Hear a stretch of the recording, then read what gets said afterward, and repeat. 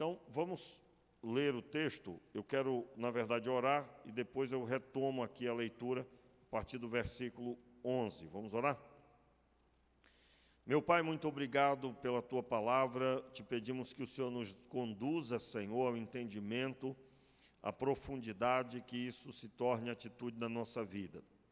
Oramos assim, meu Pai, no nome de Jesus. Amém e amém. Efésios capítulo 4, a partir do versículo 11, nós temos aí a definição. E ele mesmo nos deu uns para apóstolos, e outros para profetas, e outros para evangelistas, e outros para pastores e doutores, tendo em vista o aperfeiçoamento dos santos, para o desempenho do ministério, para a edificação do corpo de Cristo, até que todos cheguemos à unidade da fé e do pleno conhecimento do Filho de Deus, à perfeita varonilidade, à medida da estatura da plenitude de Cristo. E somente até aí, por enquanto, eu quero dar destaque ao versículo 11. E ele mesmo deu uns para apóstolos, e outros para profetas, e outros para evangelistas, e outros para pastores e doutores. Veja que nós temos aqui 5 ministérios. Vamos contar aí o primeiro. Qual é o primeiro? Apóstolo. Segundo, profeta. Terceiro, evangelista. E o quarto, pastores. E o quinto, doutores. E esses 5 ministérios foi destacado por Deus, levantado por Deus. E ele mesmo deu uns para apóstolos. E aí segue os 5. O entendimento aqui é que na igreja, no corpo de Cristo, é necessário haver esses 5 ministérios.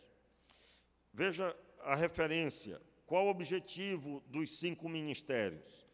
Conduzir os santos à experiência de conhecer a Cristo.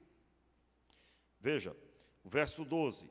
Qual o objetivo desses 5 ministérios? A frase logo começa dizendo, tendo em vista. Aí na tradução que está sendo posta está, querendo o aperfeiçoamento dos santos, ou seja, com o objetivo de.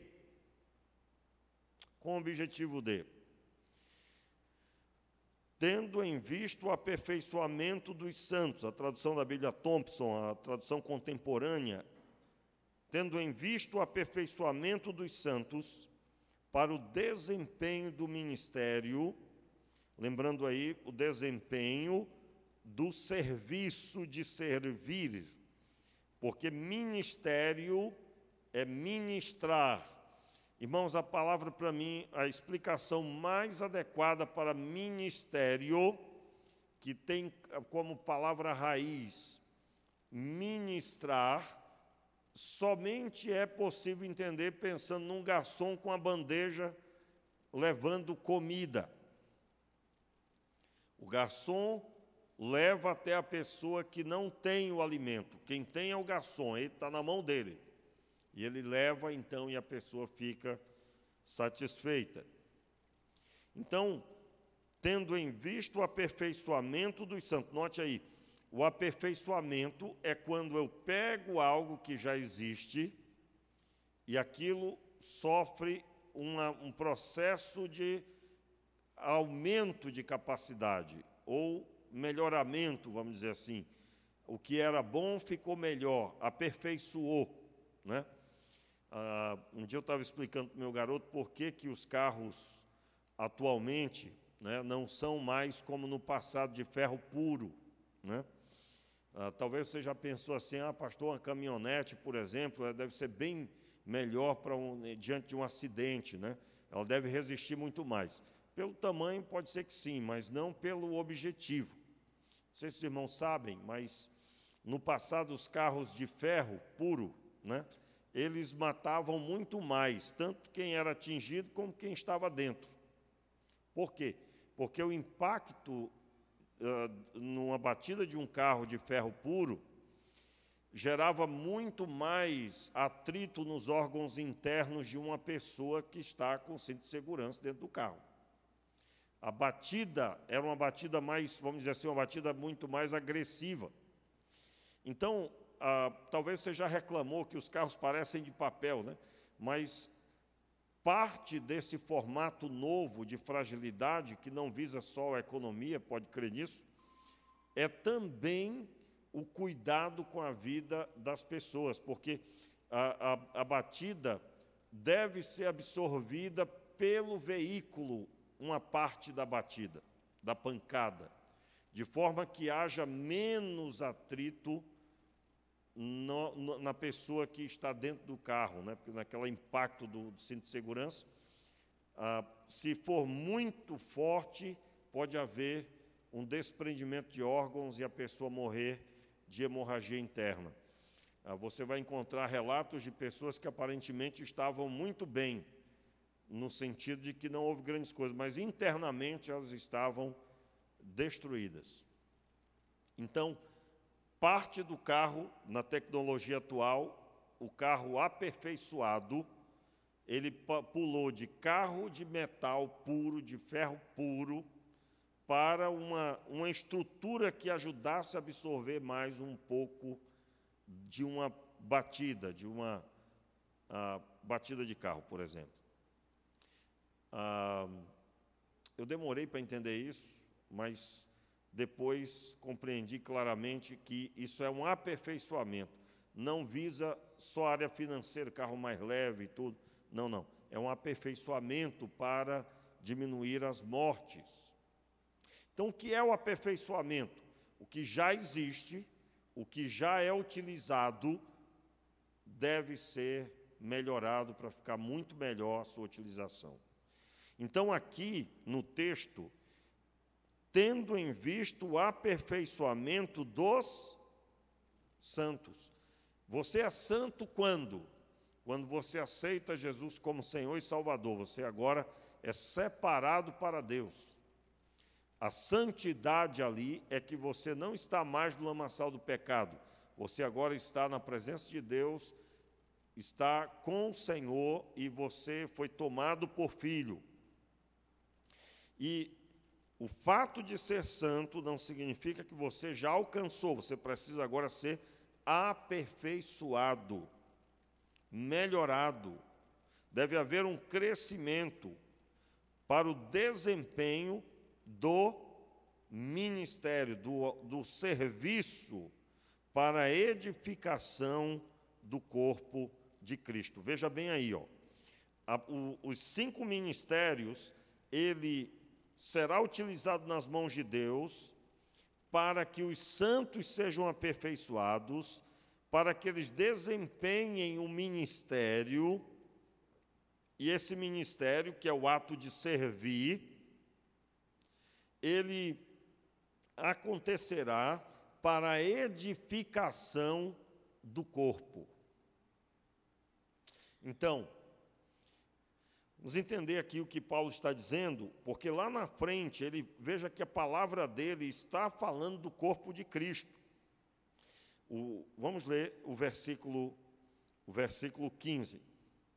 Antes, seguindo a verdade em amor, cresçamos em tudo naquele que é o cabeça, Cristo. Veja, ele identifica aqui quem é o cérebro, quem é o cabeça, é Cristo, do qual todo o corpo, bem ajustado e ligado pelo auxílio de todas as juntas, segundo a justa operação de cada parte, ou seja, a mão ligada ao antebraço, o antebraço ligado ao restante ligado ao cotovelo, ligado ao restante do corpo, ele se move para o benefício do próprio corpo. Veja bem, você tem 2 braços, 2 mãos, 2 pés, 2 pernas. Você sabe, e todos nós já devemos ter visto testemunho de pessoas que não têm os braços e que, no entanto, fazem todas as coisas de outras formas, né? Por exemplo, já vi uma pessoa que não tinha os 2 braços e fazia, por exemplo, a sua higiene pessoal, era o caso de uma mulher, até mesmo maquiagem fazia com os pés. Alguém aqui já viu? Acredito que você já deve ter visto pela internet essas pessoas. Mas aquilo é uma prova de que o corpo precisa ser completo, senão a pessoa se adapta e tudo, mas é com dificuldade, né? Você imagina, nem todos os dias ela talvez terá tanto tempo para fazer alguma coisa que demorará mais. Enfim, eu já vi, por exemplo, o caso de uma pessoa que não tinha as 2 pernas, não tinha os 2 braços, mas conseguia desenvolver algumas coisas em casa tranquilamente, dentro de uma visão de quem diria que não poderia conseguir nada. Então, o auxílio de cada parte do corpo é muito importante, muito importante. Se você perde um dos dedos, isso vai, de alguma forma, afetar o corpo todo, né? Nem que seja com aquele incômodo do fantasma, né? Do membro fantasma. A pessoa não tem mais o dedo, mas ela sente até cócegas no dedo que não tem, ou no braço que não tem. Isso é uma prova de que o corpo, cada parte do corpo é muito importante. O outro fator que gera você ver a importância do corpo, nas mais mínimos pedaços do corpo, todo o corpo é irrigado pelo sangue. A pontinha do dedo mindinho tem sangue ali sendo irrigado. Aliás, eu estava vendo sobre a quantidade de veias, e se fosse transformar isso em metros, meus irmãos, eu fiquei impressionado com a quantidade, né? É uma coisa assim que você até imagina, acho que esse cálculo está errado, não é? Uma vez eu vi, por exemplo, se fosse transformar o cérebro humano em uma máquina, seria preciso uma quantidade de metros cúbicos enorme para poder alcançar alguma coisa parecida. E note que muitos de nós, muitas vezes, não dá nenhum valor para a capacidade que tem, não é? Para a capacidade que tem. Nesse momento, o seu cérebro está ordenando para o seu corpo funcionar. Sua respiração, você não precisa dizer ordenar para respirar, o cérebro vai comandando simultaneamente, tudo muito bem ordenadamente. Isso está acontecendo sem você precisar de esforço nenhum. Meu Deus, né? Eu observava sobre a necessidade do sono, e eu observava e descobri algumas coisas sobre o sono. Por exemplo, se você estudar cedo e depois você vai dormir, o sono é importantíssimo para aquelas informações serem organizadas nos lugares corretos de sua mente. Se você não dormir naquela noite que você estudou, você terá a perda das informações. Aí você deve lembrar de alguém que virou a noite estudando para fazer uma prova no outro dia, se deu mal, porque trabalhou contra o cérebro, não é? Trabalhou contra. Então, é muito importante nós darmos o devido valor, entender essa necessidade do corpo completamente. Onde eu quero chegar?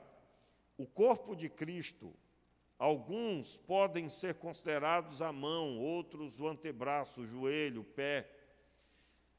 Em outras palavras, todo o corpo sob o comando da cabeça. Quem é a cabeça? Cristo. Quando que eu estou sob o comando da cabeça? Quando eu sei o meu ministério e eu sei que eu tenho que servir para edificar o corpo. Em outras palavras, irmãos, quando uma pessoa está enferma, ela precisa com a mão pegar o remédio para levar até a boca. Se ela não faz isso, o corpo sofrerá. Então, se você pode ser considerado a mão, mas se você está ali, você está servindo para o benefício do corpo. Agora vamos organizar isso na prática da igreja. A igreja precisa ter a visão de que no meio dela é preciso ter pastor, é preciso ter doutor ou mestre, algumas traduções é mestre. O que é o mestre? Vamos começar do começo, né? O apóstolo, o que é o apóstolo? O apóstolo, irmãos, é o fortalecedor das igrejas. É aquela pessoa que tem a visão macro, a visão do crescimento e da edificação das igrejas. Paulo ia de cidade em cidade fortalecendo as igrejas. Aliás, uma de suas viagens missionárias, ele foi retornando aos lugares que tinha passado e ganhado pessoas para fortalecer os irmãos. E também passou em outros lugares para ver como estava a igreja e fortalecer a igreja. Uma destas foi a igreja de Éfeso, onde ele investiu cerca de 2 anos e meio ali ensinando aqueles irmãos. Muito bem, então o apóstolo, o chamado apostólico, não pense com a visão de apóstolo do nosso tempo, viu, irmãos, que é uma patente, né? Nós temos aí ouvido falar sobre apóstolo do nosso tempo, mas em grande maioria não é nesta visão bíblica. Claro que a visão bíblica para apóstolo, por exemplo, nós batistas, entendemos que o apóstolo é alguém que andou com Jesus e que tem uma série de características, mas esse texto declara algo importante. Aqui, o apóstolo é um ministério, é um serviço para o corpo. Quantos irmãos estão entendendo o que eu estou dizendo? Em outras palavras, no corpo de Cristo, é necessário haver aquela pessoa que tem a visão de conferir a fé e de fortalecer aqueles que estiverem fracos. É aquela pessoa, vamos supor, é aquela pessoa que vai organizar um trabalho para ajudar uma igreja a firmar-se. É aquela pessoa que tem a visão de plantar igrejas. Pastor, mas não seria o evangelista? O evangelista não fortalece a igreja. O evangelista sabe ganhar pessoas, evangelizar pessoas, mas nem sempre fortalecer uma igreja. O apóstolo não, é o fortalecedor da igreja.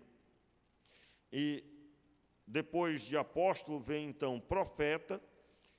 O termo profeta aqui está ligado ao pregador, aquele que profere a palavra de Deus da forma que deve ser proferida, não é? E é claro também, baseado nos dons espirituais, alguém pode crer que também possa ser endereçado a esse formato, mas especificamente aqui é o pregador da palavra que prega, doa quem doer e fala em nome do Senhor. Depois o evangelista, que já explicamos, e então vem os pastores. Qual é a visão pastoral? Irmãos, um pastor, ele tem a visão para perceber a ovelha como ela está pequenina e conduzi-la ao crescimento. E a visão pastoral é uma visão específica para tratar a ovelha que está dentro do aprisco. Necessário no meio da igreja. Eu estou citando isso porque, se nós não tivermos esta visão, o que vai acontecer, por exemplo, só terminando aqui, depois vem os doutores, que são aqueles que vão ensinar a Escritura e que vão a fundo na Escritura como ninguém. Posso eu conseguir ver na vida de um pastor, por exemplo, eu acredito que a maioria dos pastores deva ser não só pastor, mas também um mestre, e se esforça muitas vezes para ser um evangelista, e se esforça muitas vezes para exercer o seu ministério pastoral. Por quê? Porque muitas vezes a igreja não se vê na condição que a Bíblia está dizendo. Qual é a condição que a Bíblia está dizendo? Essa palavra aqui, irmãos, ela detona aquele entendimento de que o pastor está aqui e está tudo resolvido. Na visão do texto bíblico, do que Paulo está dizendo, o dom pastoral é um dos 5 ministérios. E o corpo de Cristo, no meio do seu corpo, é preciso levantar os que são profetas, pregadores, os que são evangelistas, os que têm o perfil do dom apostólico e aqueles que são mestres ou doutores e pastores. Por quê? Porque quando a igreja, os santos, participam do corpo, eles devem ser edificados pela união desses 5 ministérios. Entenda?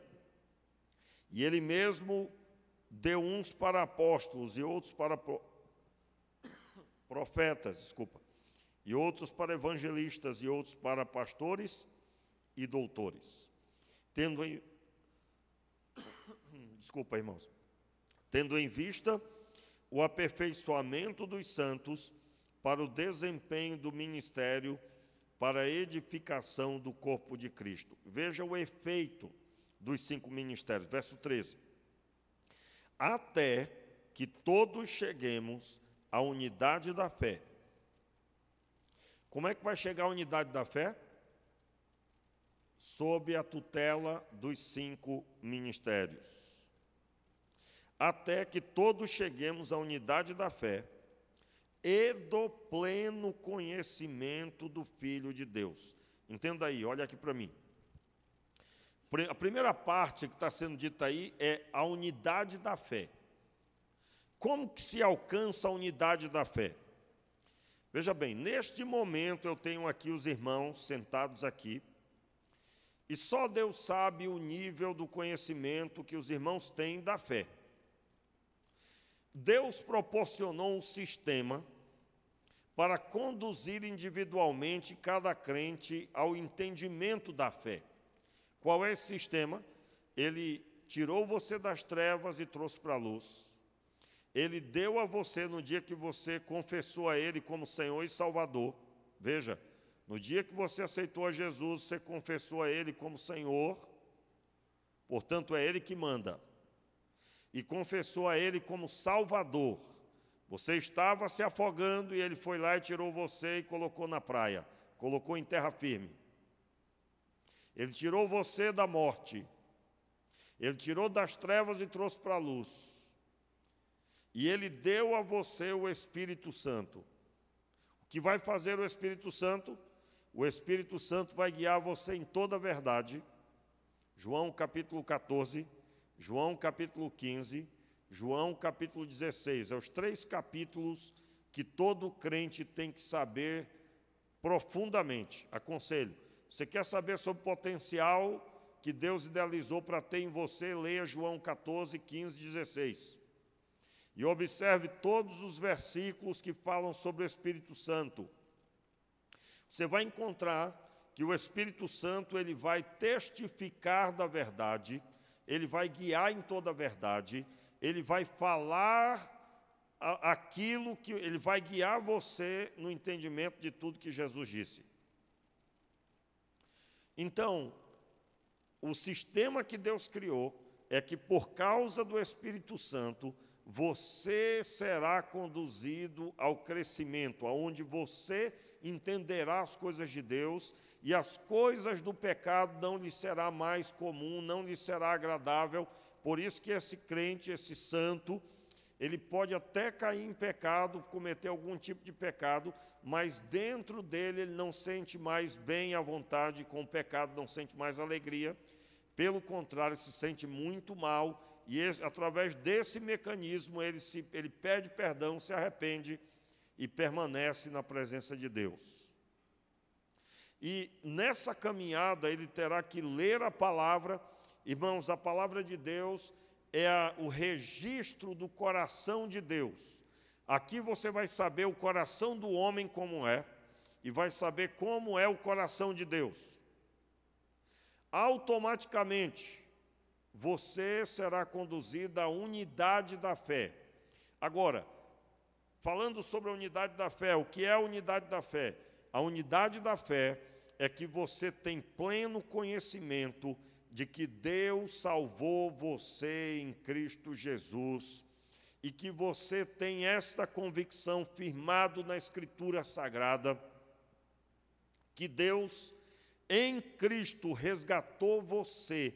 Do lado tem um irmão que crê do mesmo jeito, que só há um Senhor e Salvador e que Ele é o Senhor de todas as coisas e que o Deus dos céus nos amou quando ainda éramos pecadores e Ele nos constituiu seus filhos. Em resumo, a unidade da fé é que todos contemplam a face do Senhor e se prostram diante dele com entendimento único. Isso só é possível por causa da edificação do mecanismo que Deus criou individualmente na vida de cada crente. Por isso que nós não nos cansamos de orientar que todo crente tem que ter uma meta de crescimento espiritual. Se você não leu a Bíblia toda, você vai ler. Se você já leu toda, você vai ler de novo. Semana mesmo eu estava orientando uma pessoa que eu estou dando estudo. Eu digo, leu a Bíblia toda, agora você vai ler de novo, vai ler marcando de uma forma que depois você vai voltar naquela parte marcada para você estudar aquilo que você não sabe. De forma que você estará podendo dizer, eu estou aprendendo a Bíblia. O que é que eu vou fazer? Por isso você vai chegar aqui, por exemplo, ó, vou até mostrar aqui para você, eu tenho uma Bíblia em casa que faço isso do mesmo jeito, então nem sempre essa daqui vai estar do jeito, né? Mas eu não sei se dá para ver, mas a minha Bíblia na lateral tem uma série de papeizinhos colados. Isso aqui é aquele post-it, né? Eu cortei ele, fiz vários para serem puxados, fitinhas, né? Que eu possa escrever alguma coisa necessária. Normalmente eu escrevo uma palavra-chave e um versículo. Para não riscar na Bíblia, eu coloco na lateral assim. E eu vou fazendo a leitura. Tudo que eu estiver lendo, que eu precisar voltar para estudar, eu vou marcando. E vai ficar marcado lá com a palavra-chave, para me ajudar a encontrar também, quando eu precisar. Então, você vai ver assim também em livros, né? Livros que eu estou lendo, você vai encontrar desse jeito aqui. Motivo, depois tem que voltar lá no livro e aquelas marcações ajudam a encontrar alguma parte importante. Com que objetivo eu estou fazendo isso? Eu estou em constante crescimento espiritual e eu preciso desenvolver-me na minha comunhão pessoal e isso caminha com o conhecimento da Escritura Sagrada. Meu irmão, 1 hora de ministração, meu tempo, falta 9 minutos ali para acabar. 1 hora de ministração aqui não gera o suficiente, é um apoio que você tenha, os encontros na igreja, é um apoio. Isso deve ser somado à sua vida de contínua busca a Deus. Amém, queridos? Finalizando aqui a interpretação. Tendo em vista o aperfeiçoamento dos santos para o desempenho do ministério, para a edificação do corpo de Cristo, até que todos cheguemos à unidade da fé. Aí vem o segundo alvo. O primeiro é a unidade da fé. E o segundo, do pleno conhecimento do Filho de Deus. Note, uma pessoa que acabou de se tornar um santo, acabou de se converter, ele conhece Jesus? Não. Conhecer Jesus é uma caminhada com Ele. Assim como foi com os discípulos. Eu caminho com Jesus e vou conhecendo Jesus. Pastor, o senhor acabou de dizer que é ler a Bíblia. Meu irmão, você vai lendo a Bíblia e vai caminhando com Ele, Ele vai se manifestando na sua vida. Ele vai ouvindo sua oração, aquele momento que você teve lá sós com Deus, que Deus ministrou seu coração, né? Que Deus ministrou ali na sua vida e ali firmou uma experiência. Você orou por algo e Deus falou seu coração depois daquilo e Ele ministrou na sua vida ali. Então isso vai te conduzindo para você conhecer na prática, porque é um relacionamento. Ele está vivo, irmãos. E aí segue. Vamos lá, o segundo alvo é o pleno conhecimento do Filho de Deus. Agora nós vamos ver o efeito disso. Veja bem, se você tiver a unidade da fé, o que é a unidade da fé? Como eu disse, Deus está conduzindo para o mesmo crescimento do seu irmão. Essa obra, irmãos, é feita pelo próprio Deus. A unidade da fé. E o segundo alvo é unidade da fé e o pleno conhecimento do Filho de Deus. Olha o efeito dessas duas coisas. A perfeita varonilidade. Lembra, domingo eu investi um tempo falando do que é a varonilidade. Quem lembra aí o que significa varonilidade no termo grego, irmãos? Quem lembra aí a transliteração do termo grego para varonilidade? Quem lembra? Também exigi demais, né? Eu até disse assim, irmãos, nós precisamos todos nós sermos aner. Lembra? O que é o aner? O aner é o noivo, é o futuro marido, ou seja, aquele que está apto para o casamento. No entendimento judaico, qual era? No entendimento judaico, o aner é aquele rapaz que foi preparado pelos pais para ser o governador de um lar. Ele foi preparado dos 12 anos até os 20, pelo menos, que era quando, por exemplo, aos 20 anos, um jovem já podia ir servir o exército. Ele já podia servir o exército, ele já podia também, provavelmente, se casar. Mas o pai trabalhou intensamente dos 12 até os 20 anos, treinando esse filho. Literalmente, irmãos, era ensinando a lidar com o negócio, com o trabalho, ensinando a lidar com finanças, ensinando a respeito da resolução de conflitos, ensinando a se relacionar com as pessoas, sob supervisão de seu pai e de sua mãe. E a mesma visão era para as mulheres. A constituição familiar é o ponto principal.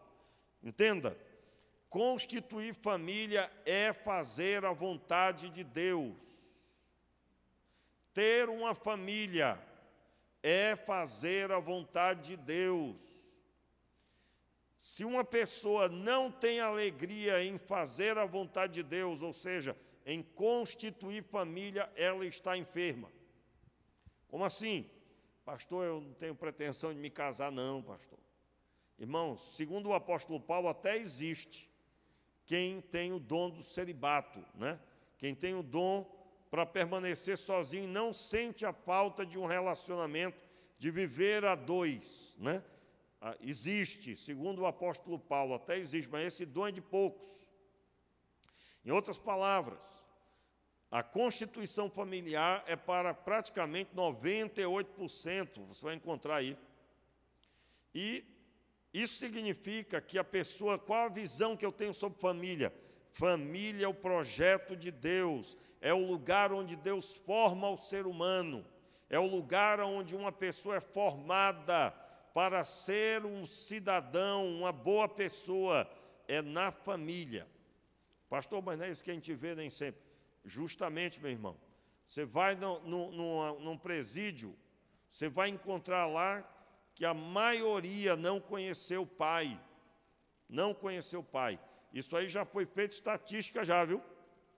Se você quiser saber que o efeito da destruição familiar, como é que é, só basta ver essa estatística.